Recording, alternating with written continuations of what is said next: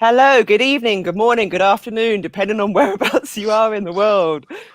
Welcome to our first, hopefully of many, Aconyte panels with Ubisoft and also with lovely Matt.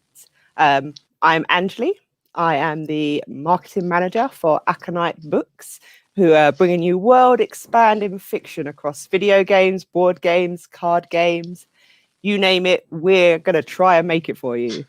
I would like to introduce you all to... Oh no, I forgot how to pronounce your name already.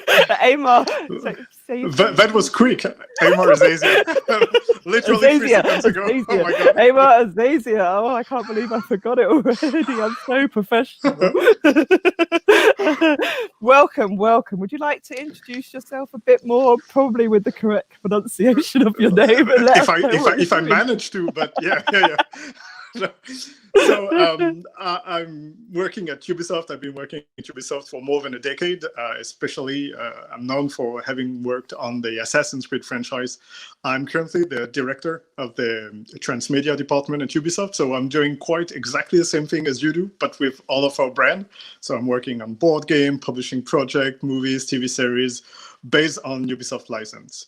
And I'm here today on the panel to talk about one of my favorite projects recent year and one of my favorite writers, who is Matt.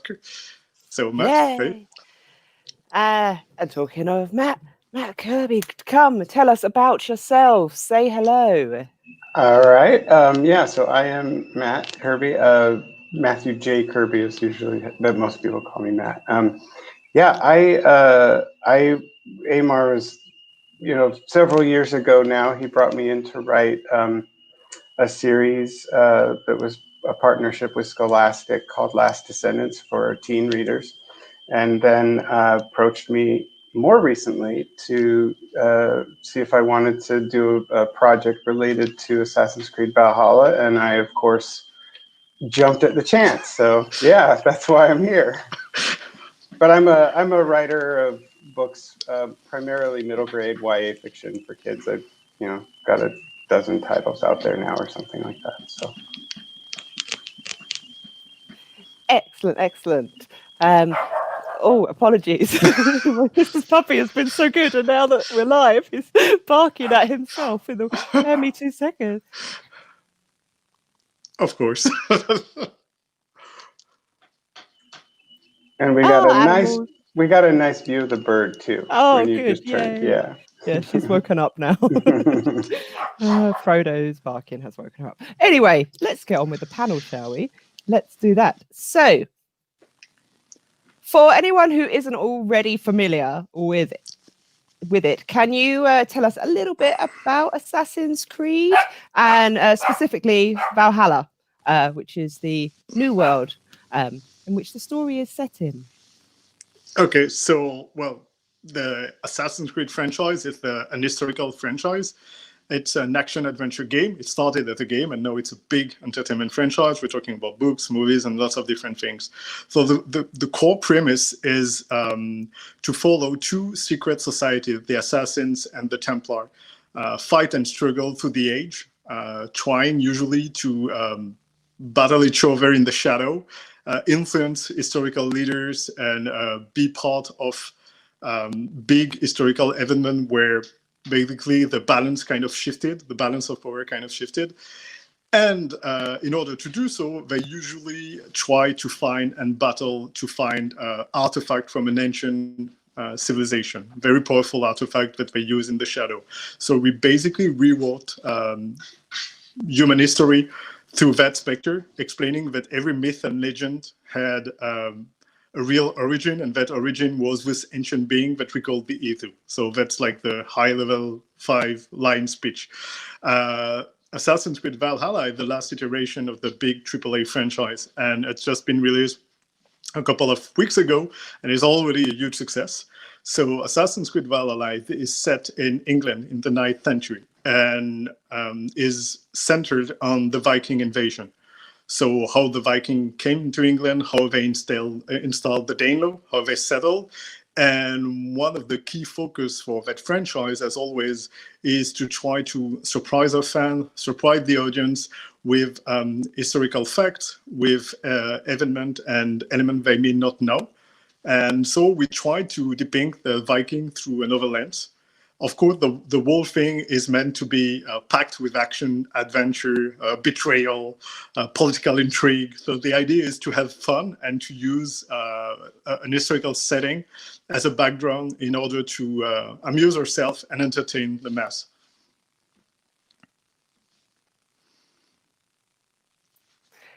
Excellent. And I must say, I'm enjoying the game a lot. That's cool. You're not alone. A lot of people are enjoying it, and that's a really cool thing. Yeah. All right. Okay. So, so Geirmund Saga, the novel from Aconyte Books that Matthew has written, is an original story set in the game world. So it's not directly linked to the story itself, but is still a part of it. It's sort of that. Yes. In fact, it's something. It's a trend we started like almost a decade ago, and I must admit I pushed very hard at first at Ubisoft in order to do so. So when we first get into the Transmedia territory, and by that I mean the first time we released a graphic novel, a novelization, the whole.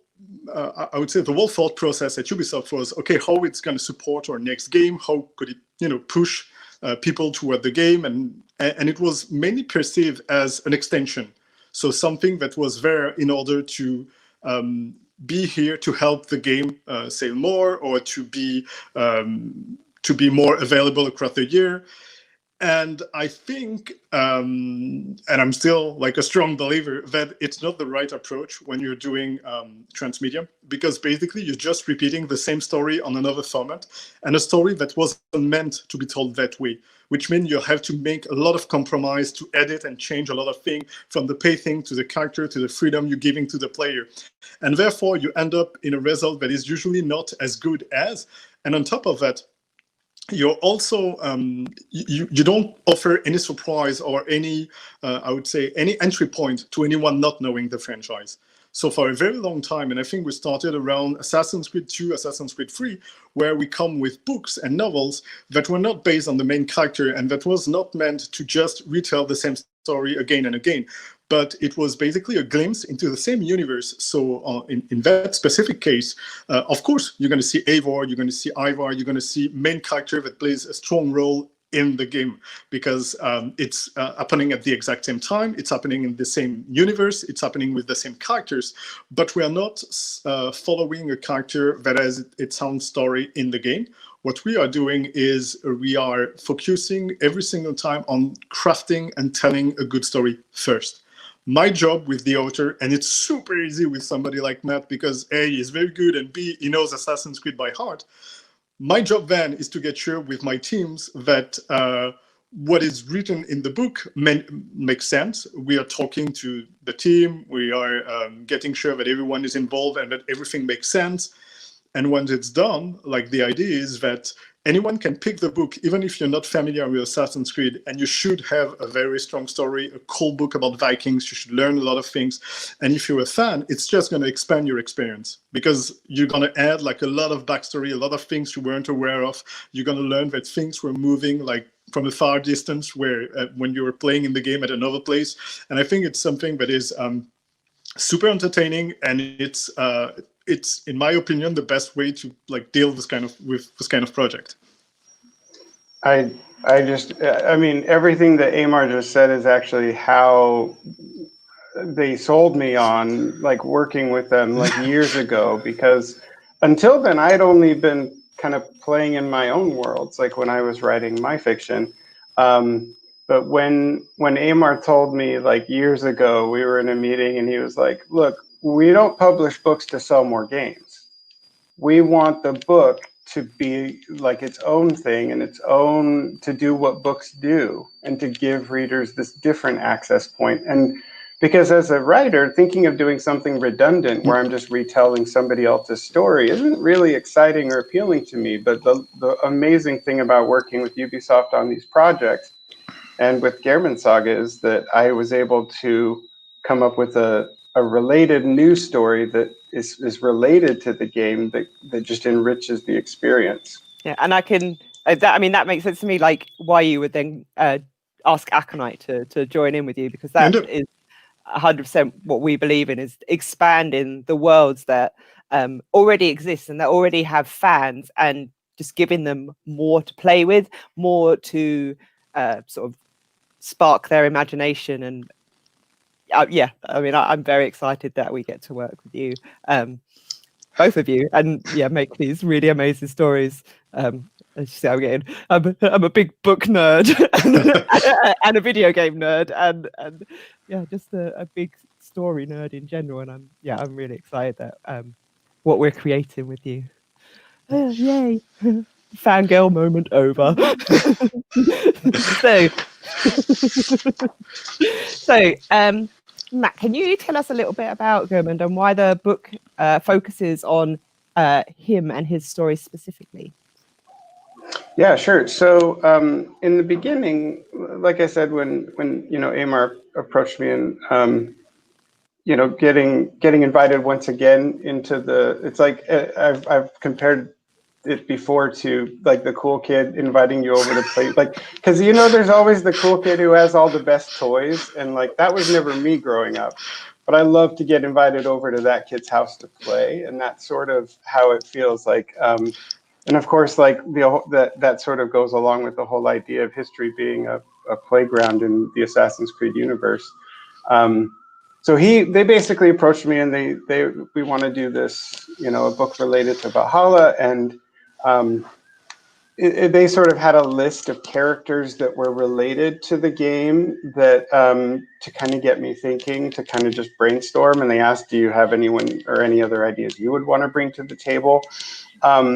But right away, when I looked at sort of some of the historical figures that they were thinking about that possibly the book could be centered on, Geirmund and Hamund, his brother, really popped out at me, just because they have such an intriguing, what we know about them, which isn't a whole lot, but they are mentioned in a few historical sources in a very intriguing way in terms of their background and then what they went on to do with their lives, but didn't get the full saga treatment in the sources. They're often mentioned in other sagas and other sources, kind of incidentally or in abbreviated form. So it was basically just that combination of a really cool origin story or background for him, coupled with having plenty of room to explore.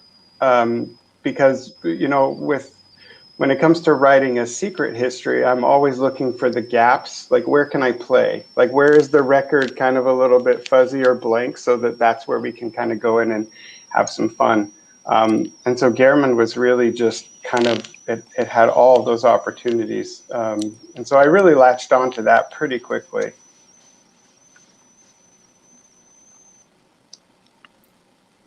I love talking to our authors about writing time fiction. Like, people use the same sort of analogy every time, like that it's this big toy box that you get to pull things out of and have a play with, but you're not allowed to break them because they're not your toys. So you have to be careful with them and loving with them, but you do get to create these big stories that you then put safely back in the toy box and give back until you're allowed to play with them once again. It's just such a lovely sort of analogy of working in time fiction. So you've worked with AC, with Assassin's Creed before, working with young adult novels. Just put up a quick message from Claudia in our Facebook chat, who's read The Last Descents. Enjoyed those very much. Thank you very much. Can you maybe talk about your writing approach, how it differs writing a more adult fiction than a young adult fiction?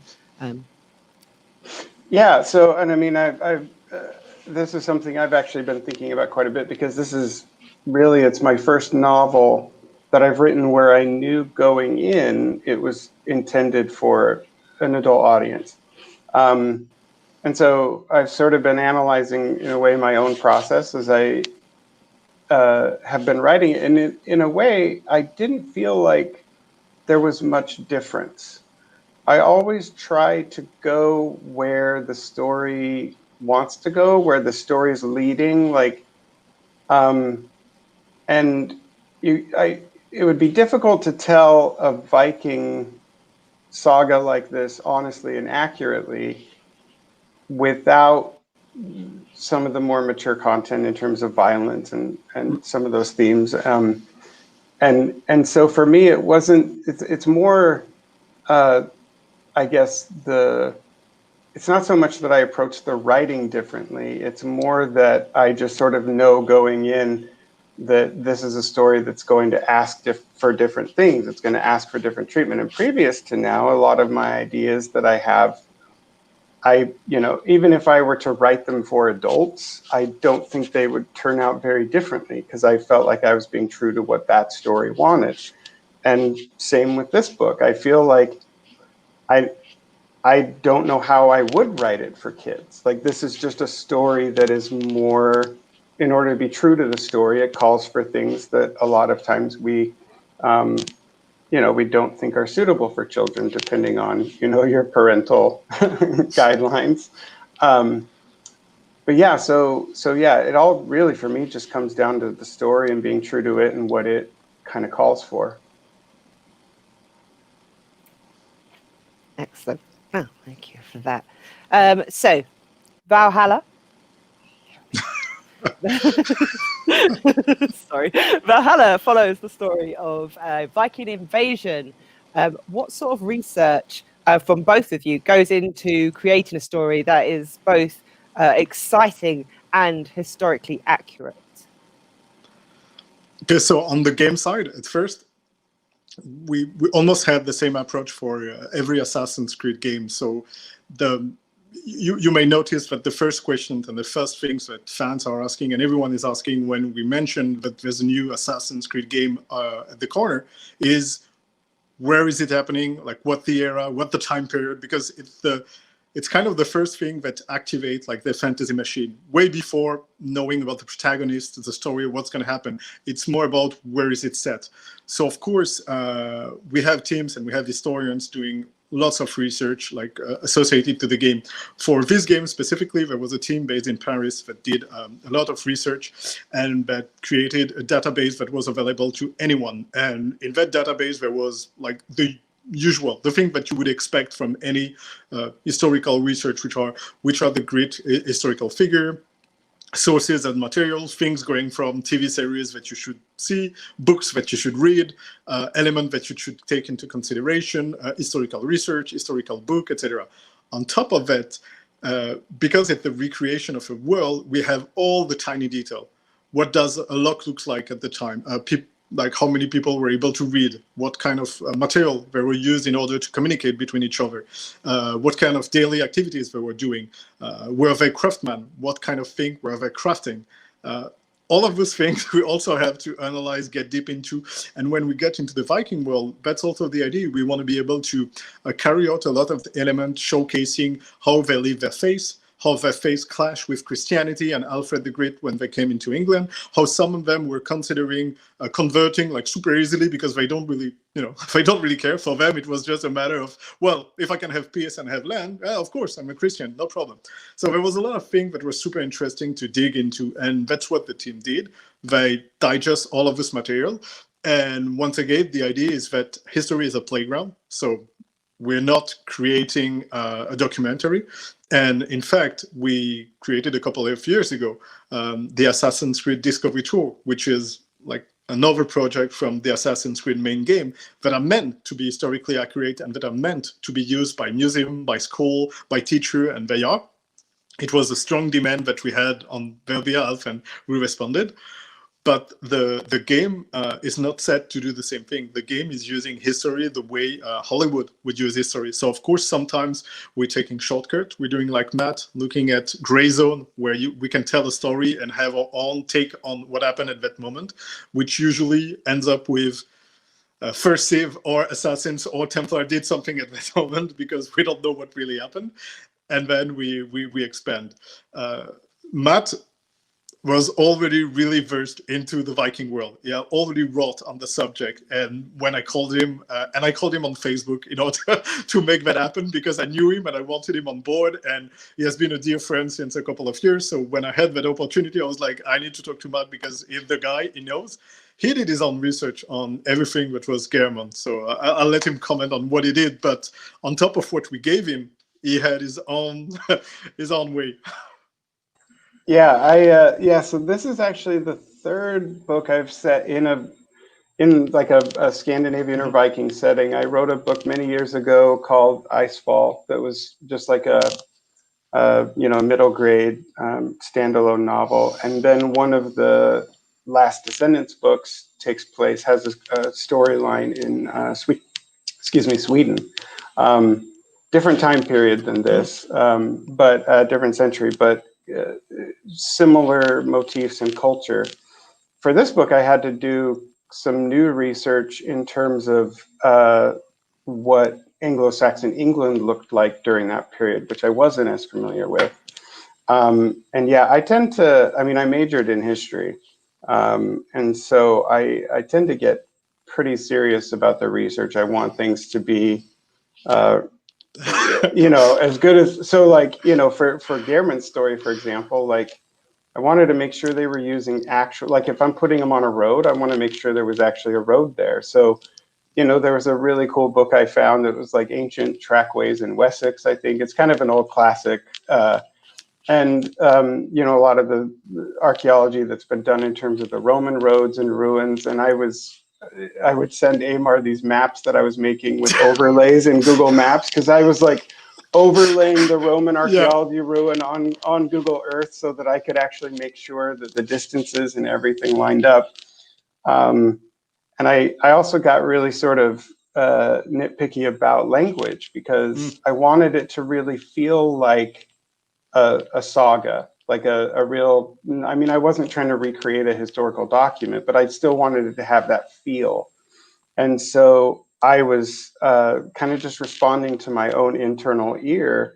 I was trying to use language that most vocabulary had Germanic roots as opposed to like Latin roots. And obviously you're not going to do that 100%, but that was sort of the ear that I was bringing to it. And yeah, I love the research aspect of it, because history, it's just, I love the stories, like the cause and effect, and the way you can see patterns repeating themselves, and you can see the way the stories we tell about history, how that defines who we are today. And so it's really interesting with Assassin's Creed to kind of look at some of those stories and re-examine them, and to kind of turn them around and see them from a new angle, because that actually leads you to look at our world today differently, if that makes sense. Yeah, like 100%. That's exactly, yeah. And I think the Assassin's Creed sort of franchise is this really wonderful place to tell these stories that have that history that allows people to sort of get a little bit nerdy about that and want to learn way more about, than a little bit. Like we have people are yeah, I know. don't shy away. People like geeking around like hardcore.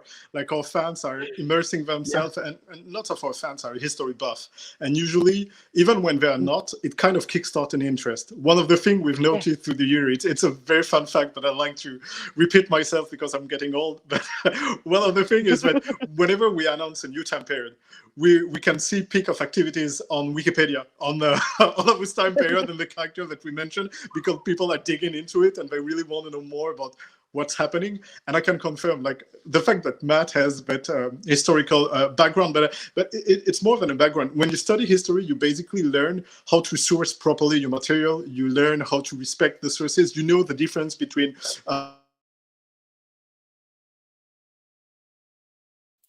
Oh, we've lost you. We can't hear you.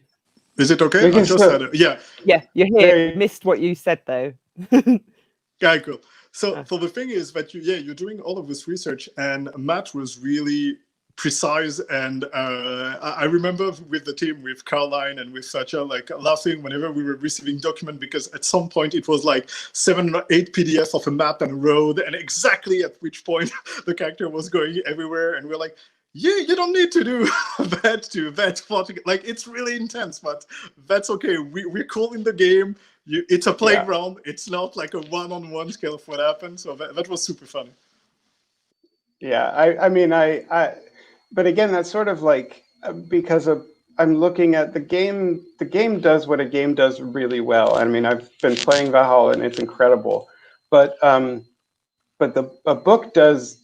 A game can't do what a book can do. Like, and so that's why when it came to writing the book, I knew that I could play a little more fast and loose with things. Yeah. But I felt like a book needed more attention to those kinds of details than a game would need. And so that was why I sort of, because I wanted it to be a really good book and to do what a book does.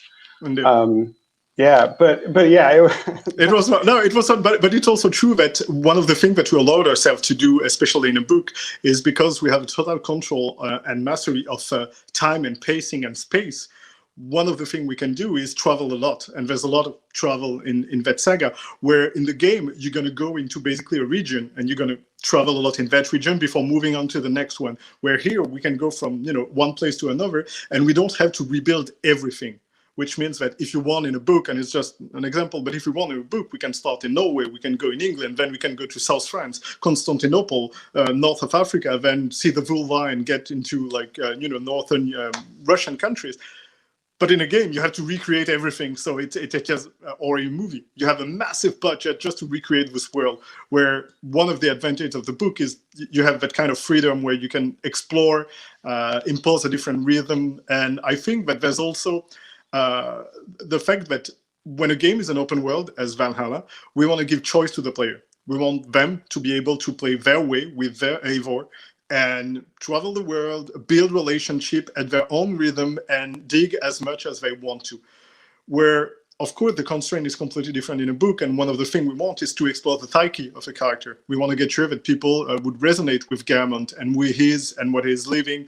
And I definitely think that Matt nailed it, and I'm preaching for my own church, but I think it's one of the best Assassin's Creed book ever, and I love the character. Man. I really think that they're amazing. Yeah. Thank you. And I realised I've not even shown off the cover of this. So let's do that as well while we're here. Oh, there it is. Oh yeah, we've lost Matt completely. But there is the cover of it. Yep. And there are some really lovely, like how it was done, videos on the Assassin's Creed Facebook and Twitter. There's some really great videos that I also did a couple of sharing of Aconyte over the last couple of days. Cool. And it's just amazing to see it sort of being built as well. And it looks so pretty. I love a pretty book. Honestly, we had an amazing artist for the cover. We just loved him and followed him for years. So it was really cool to have the opportunity to work with him. Yeah. Very good. Okay, so I've got a question. Where's the flight in? Are we gonna flight right now? No. I'm not gonna flight with anyone. I can't do that. No, I'm more modern. I need music. I will do real rap battles. So I would just be afraid that I wouldn't be able to rhyme anything. But I do enjoy that in the game. In the game, it's fantastic. Like Darby and the guys found out about flighting, and they're all over it. And we were just talking about it just before the show. And I think it's funny how they compared it to rap battle. I was like, no, it's not. It's poetry. Come on.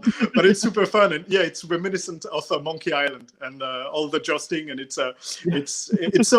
almost off character so much. Like you're trying to stealth, you kill people, and suddenly you fall upon someone. You're like, let's have some poetry. I think it's just amazing. It's one of the best thing ever in 2020. Flighting for sure. Yeah.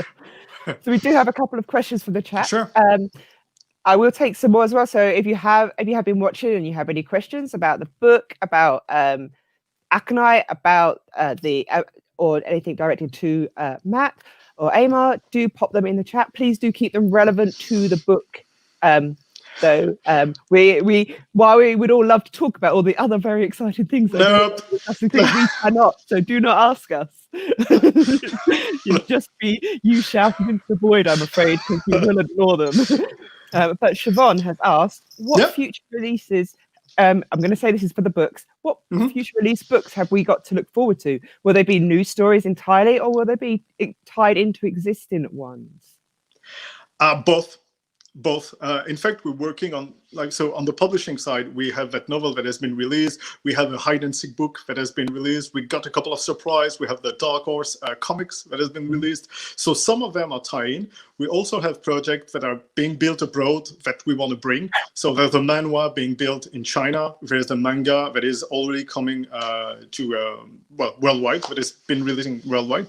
And there's already that, and it's quite a lot. But we have, of course, more projects. And among this project, in coupling project with Aconyte, we want to explore both. So we want to keep doing what we've been doing for years, which means we're going to craft original stories. So you're going to see original story with new assassin, new time period coming by. But we also want to be able to have a tie-in with either upcoming game that has been released, or character that we already created, if we can, keep going on their stories.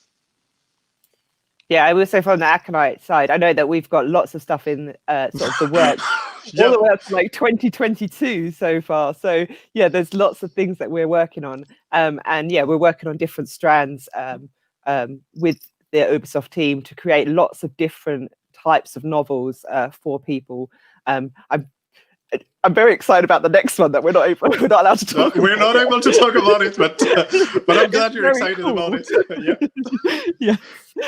Yes. Hopefully we should be able to talk about that in the very new year. So do follow the Aconyte stuff. Yeah. To follow Aconyte's social media, join our mailing list, and you'll be the first to find out about this, because it's a good one.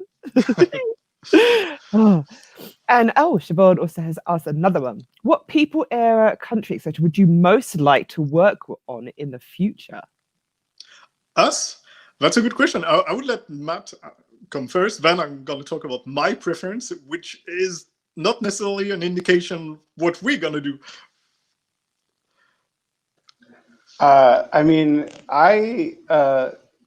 I got to satisfy, I've been wanting a Viking assassin for a really long time. That's why I actually set my Last Descendants book in that setting. So I got to check off one of my boxes with Geirmund Saga. But another one that I'm really fascinated, because we've been talking about, like, fans, they often, first thing they want to know is what is the setting, and that's because the Assassin's Creed universe has these core concepts and kind of archetypal, ideas and figures that you're able to then imagine what would that look like in this setting, right? And so I'm still really drawn to, and I sort of touched on this a bit in Last Descendants as well, is like China and Japan. Like I'm really fascinated by the way those concepts kind of play out in those contexts historically. But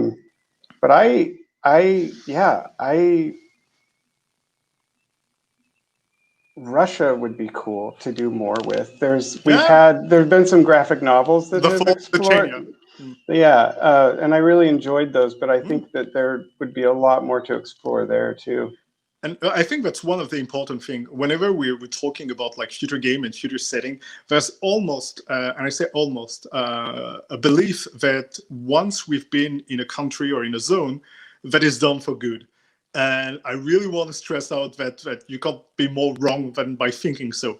Like, we've already been in London and we are back in England, and like for most countries, like their history lasts or go through centuries or millennia. So there's a lot of things that we can still do, and sometimes we just scratch the surface. So on a personal level, I'm happy to see that Assassin's Creed Dynasty, the manhwa, is really bringing China to life in an amazing way. Meanwhile, we have Xiao Jun and her story that continues. So we have a lot of story going on there.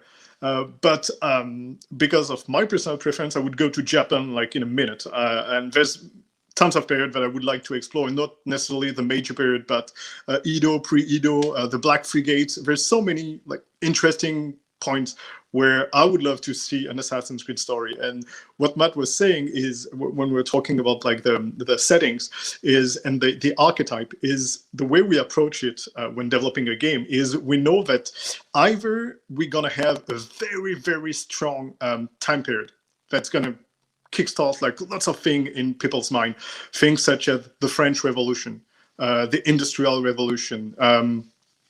We go to ancient Egypt in antiquity, and suddenly you have like this vista, you already know where you're going to go.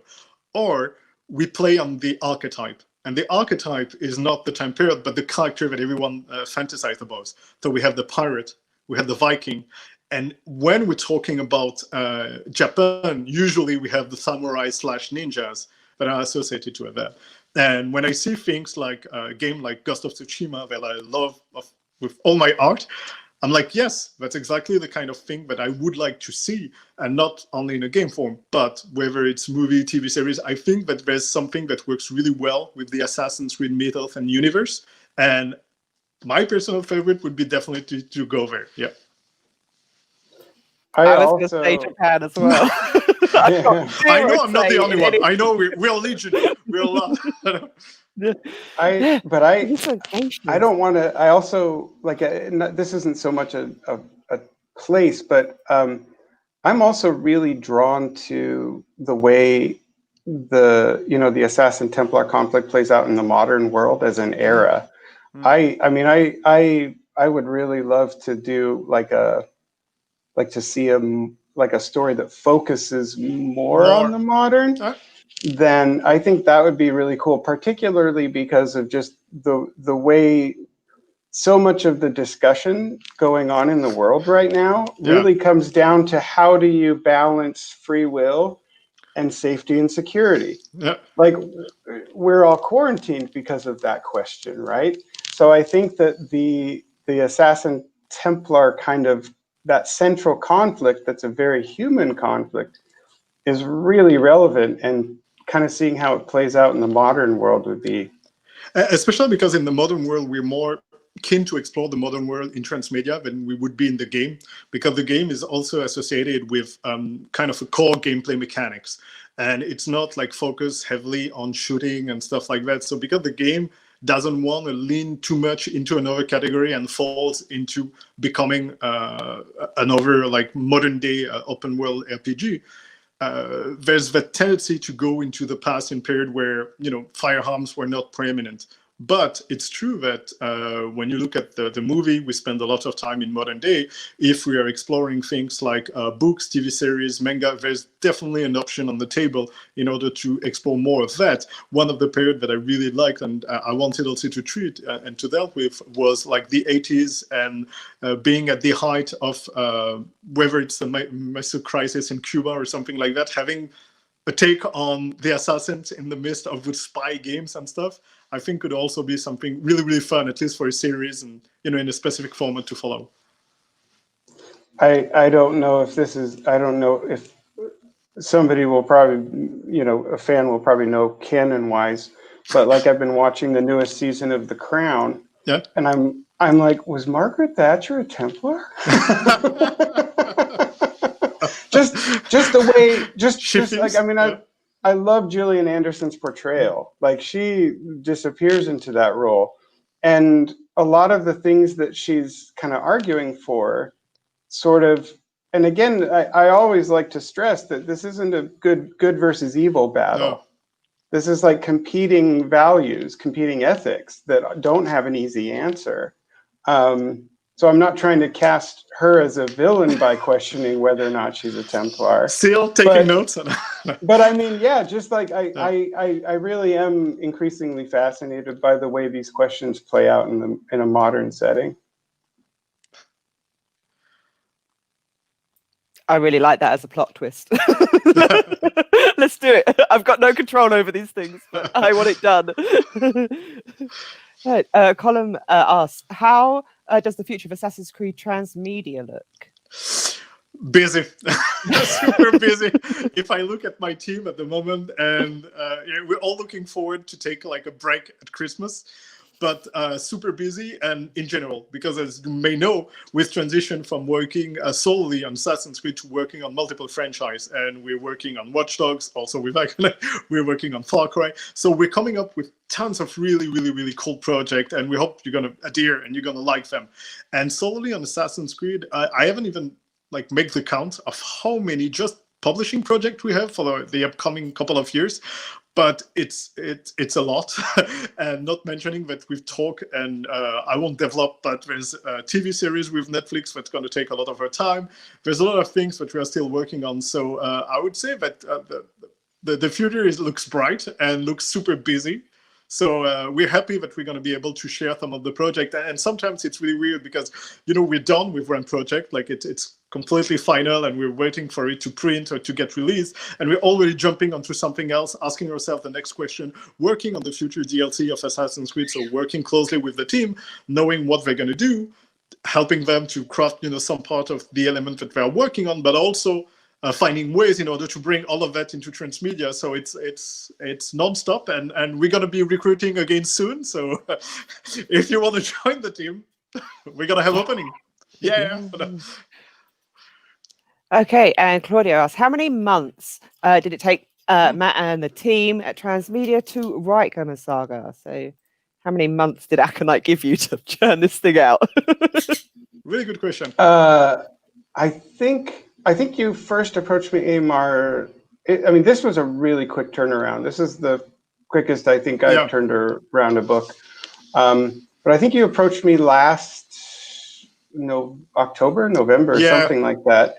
And then we got together in Montreal in January, like before the lockdown, like before all that. Yeah.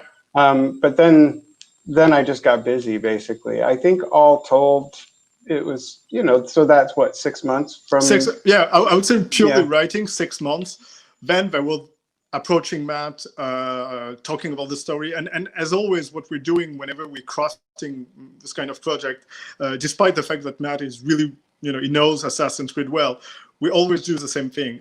We basically fly the author in. We spend time with the narrative team. So there was Darby, there were the guys. And we spend about a week, more or less, working together. So it's about 3 days, super intense, where what we're doing is laying out the whole story. So what we want to do, how we're going to do it, having a breakdown chapter by chapter, finding out like what's working, what's not. And then that's where, Darby and the guys come in order to basically benchmark what we've come with and the story of the game, seeing place where we can have characters meet, when we can have interaction, how much we can stretch that out.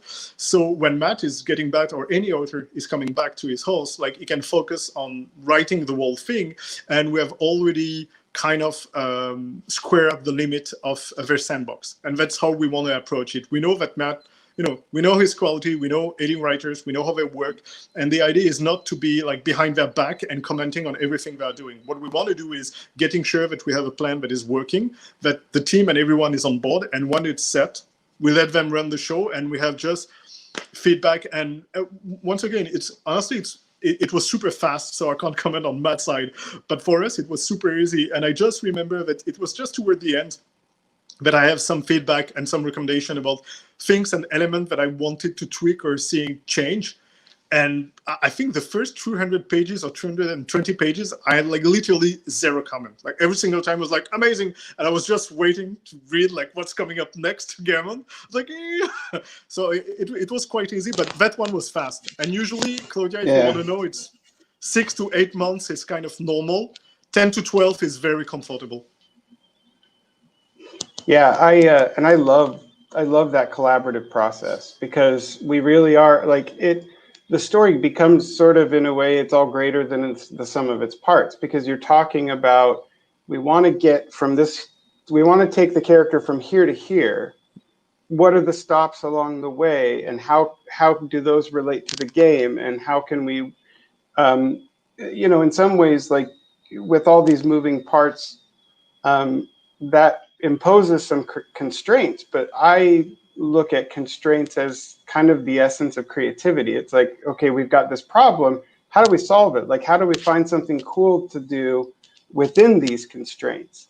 And yeah, so that discussion that we have around the table where we're just everybody's throwing out ideas, and somebody will come up with something, and then somebody, across the table will take it and run with it, and it'll become, it really is a cool process. It's one of the most important things for us, and it's always easier when you have people that are sharing, like, basically your thought process and have the same mindset. Sometimes we can work with different authors that have different style, and I could struggle in order to carry on some idea. Like, I want the characters not to be the same from beginning to end. What is his journey? How does he evolve? And sometimes it's just that they didn't even ask the question themselves. They just, they run the show, they work with things, and it's more organic the way they work. But we tend to have like kind of a will to establish a plan before running wild. And that way, it's easier for everyone. It's easier for the writers because it doesn't have to send chapter by chapter and to have feedback on every single line that he's writing. I mean, we trust him. We know they are grown up, they are professional. So the idea is more, let's work hard at the beginning, and that lets you do your thing. It's going to be easier for everyone toward the end. And I know that a lot of people, and I can't be more proud than when I have people like Matt coming back saying, I love the way we worked, I love working with you, because it's the best compliment you can have in the business. That's lovely. So Siobhan also asked about translations, and I can actually answer this one. Yay! Yeah, so Aconyte we are looking to translate all of our novels. So at the moment, yes, they are all English language, but we are working with a load of different European companies and further afield to get all of our books translated. So at the moment, we have German books going through CrossCult, who are a huge pop culture comic books translation team. So they are very aware of how to translate for the pop culture world. We have Asmodee Italy, who are translating into Italian for us. Again, we are part of the Asmodee group, and so they put up their hands to do that for us, which is wonderful. And we have Edisys doing our French publications, but we also have our licensing team, Asmodee Entertainment, working on getting other translations as well. So yeah, stay tuned, because we would like everyone to be able to read our books. So it will be available for you. Right. I think that's it for questions, which is good. We seem to be running on time. Excellent. Go us. Yay, technology. So I would, just if you could just go around and remind everyone who you are again, let people know where they can get the things and the stuff. Go. Okay, so I'm Aymar Zaizia. I'm the head of Transmedia department at Ubisoft. I've been working at Ubisoft for more than a decade, and right now the last thing that you can find are, of course, the novel from Matt Kirby. So I'll let you and Matt talk about that. Assassin's Creed Valhalla has already been released on all of the platforms, all of the major platforms, and I'm going to take the occasion to congratulate once again the team for such an achievement, because the game is amazing and they crafted the game in a very, very difficult context. It was like a tough year for everyone on multiple levels, and what they did is nothing short to amazing. Like they were able to not only deliver like a stellar, amazing, complete Assassin's Creed experience, but they did it on multiple platforms, from PS4 to PS5, Xbox One, Xbox Series X, Series S, PC. It's like, so kudos to everyone involved worldwide, because Ubisoft is more than just Ubisoft Montreal. Like we work in collab with tons of studios across the globe, and they all perform really well. And we wouldn't have been able to do that without A, our team, and B, everyone working in the shadow, like Assassins, the IT guys, like all of the guys that allowed us to work from home, to have all of the tools that we need. Mega kudos to all of these guys. You're making of our job and our life way much more easy than it could have been in 2020. Yeah, I mean, the game is incredible, and it's all the more incredible because of the circumstances in which it was finished. Like that's truly the amazing thing, because it's an incredible game even without the crazy year that we've had. So yeah, I'm Matthew J. Kirby, and I am a writer of the newest Assassin's Creed novel, Geirmund Saga, that ties into love you too, man. Ties into the latest game. It's a related story. It's an original story that is connected to the game events in a kind of give you a different perspective on some of those characters and events and things. And I'm Angeli. I'm the marketing and publicity manager for Aconyte Books, who are a brand new publishing imprint. We also decided to publish our first books in the middle of a pandemic, which is just great. Easy breezy. Yeah.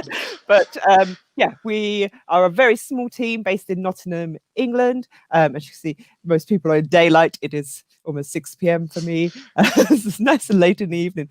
But yeah, we're a small team who love books, we love board games, we love video games, we love card games, and we love comic books, and that's why we're making these books. Like, we are all super nerds about all of the things, and our team has got so much experience in working in those fandoms.